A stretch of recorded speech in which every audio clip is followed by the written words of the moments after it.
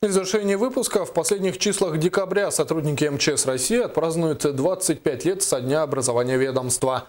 Быть спасателем мечтают многие мальчишки. Чтобы дать ученикам хотя бы на время почувствовать себя настоящим огнеборцем, на прошлой неделе в Мирнинской 7-й школе были организованы соревнования по пожарно-прикладному спорту. Руслан Фаткулин продолжит.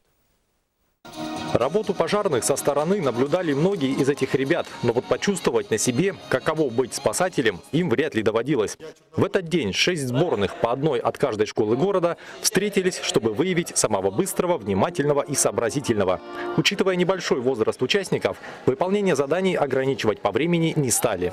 Я думаю, это у нас первый раз такое мероприятие в городе, поэтому нормативы сильные не устанавливали. В принципе, ребята готовились 10 дней, я думаю, этого достаточно. Первым стал интеллектуальный конкурс. Здесь нужно было ответить на вопросы по оказанию первой медицинской помощи пострадавшим. Поэтому участникам пришлось вспомнить все свои знания, полученные на уроках ОБЖ. Чтобы провести следующий этап соревнований, пришлось покинуть спортивный зал и использовать для этого школьный коридор.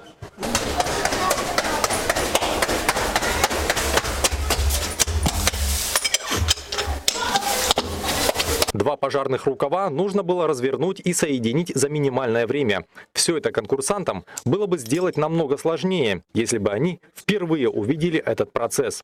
Но в свое время учащиеся школ в рамках экскурсий бывали в пожарных частях, поэтому сейчас им нужно было лишь вспомнить, как это делают профессионалы, и повторить.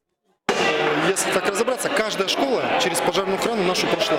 И они смотрели и наши будни, то есть и мы им показывали, что такое боевая одежда, то есть пожарно-техническое вооружение. По итогам всех этапов конкурса на третьем месте оказалась сборная школы номер 8.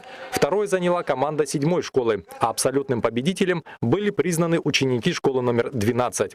Соревнования длились несколько часов, но несмотря на усталость, все участники сошлись на том, что в будущем году подобные состязания нужно повторить еще раз.